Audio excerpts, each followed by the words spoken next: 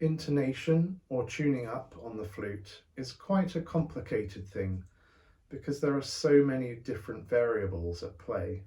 For example, the temperature of the room, our own head joint's position, how far it's pulled out or pushed in, also the angle at which we play, and things like our own airspeed and the amount that we use and the direction.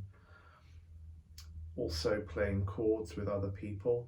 There's so many different challenges that it's practically impossible to play perfectly in tune. There's no such thing really. But that's what we can strive for. And here are just a few tips on tuning up itself.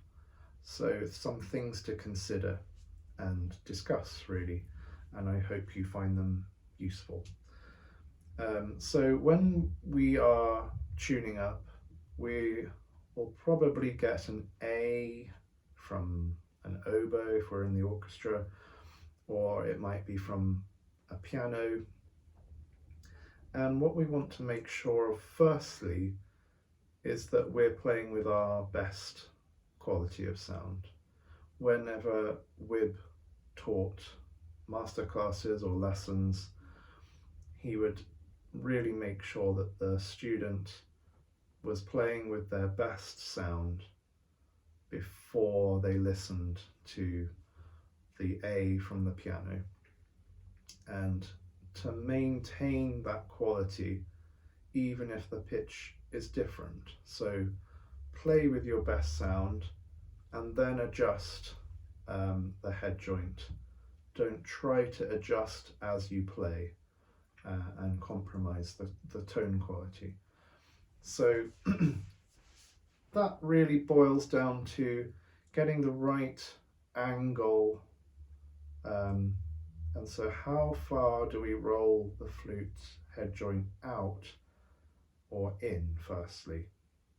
So if the head joint is rolled too far out, the tone is going to be a little hooty and airy and unfocused. So if I demonstrate that.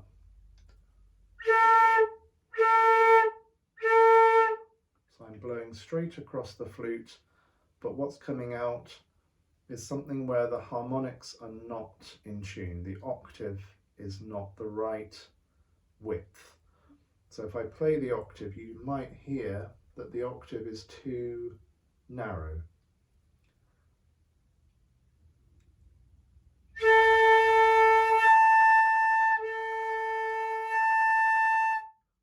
So it sounds like the top note is flat, but in reality it's the bottom note that's too sharp, making that interval too narrow. So that's not a sound I can use. Likewise, if I roll in too much, you'll hear the octave as being too wide.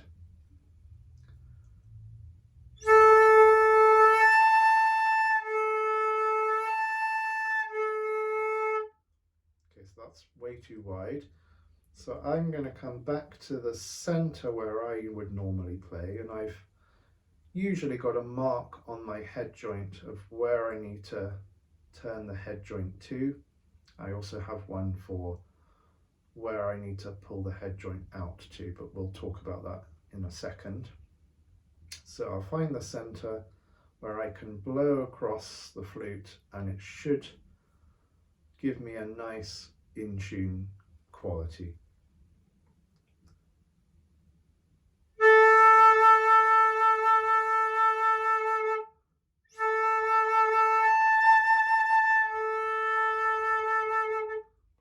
So that's where the octave is pretty much the right width. And so that's playing with your harmonics in tune.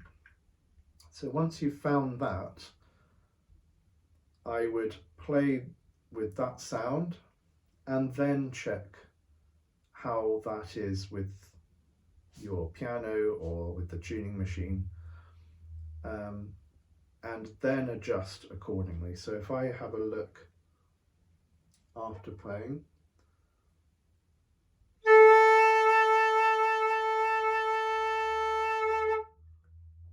pretty much in the right place for 4/4/0. If I was playing with a piano that was tuned to 4/4/2 or a higher pitch, I'd have to push the head joint in a bit to come up to pitch. So talking about head joint position now affecting the length of the tube, by pushing the head joint in, you are shortening the length of your tube.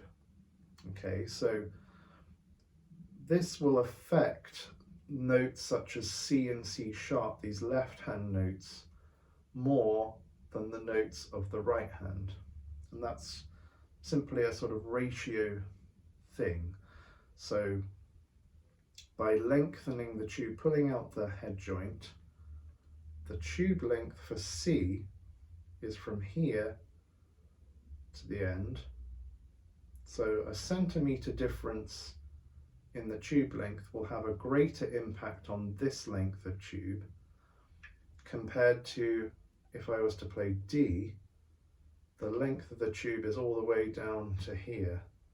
So a centimetre difference is not going to have that same impact. And so you can hear, if I play a C,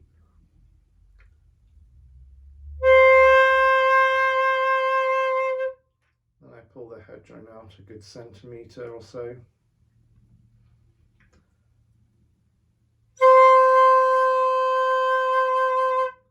you can hear that is flatter. If I do that same distance for a lower note in my right hand,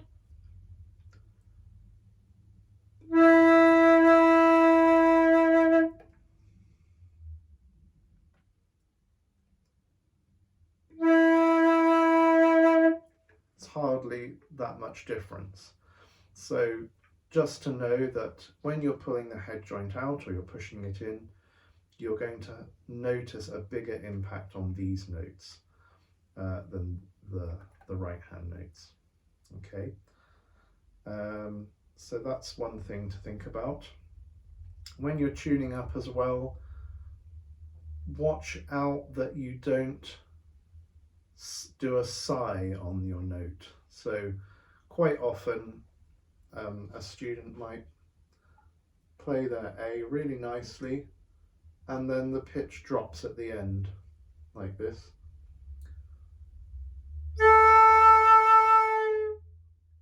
And then they hear the piano's A is higher, so oh, I'm flat. So they'll push in more and it will start sharper, but then still drop again. And so if you're maintaining your pitch, it's giving you a truer representation of the pitch that you're playing at, and then you can compare that to the piano or oboe, whatever it is. So to maintain your pitch, you're going to have to blow with the same airspeed, and if it does get softer, to slightly go forward with your lower lip. So for example,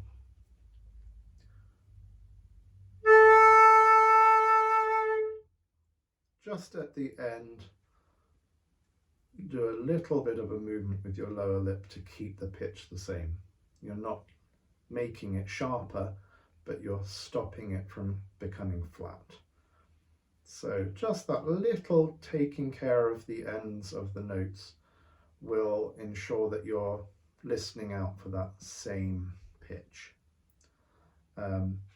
When you play at the same time as the piano or the oboe, try not to adjust as you play, because let's say I've pulled out too much and I'm flat.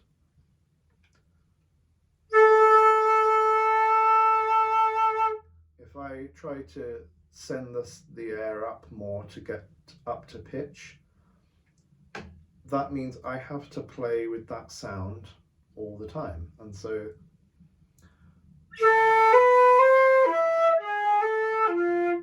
is not how I want to play, because the harmonic's out of tune. So instead of that, if I hear that I'm flat, I'll push in and try again.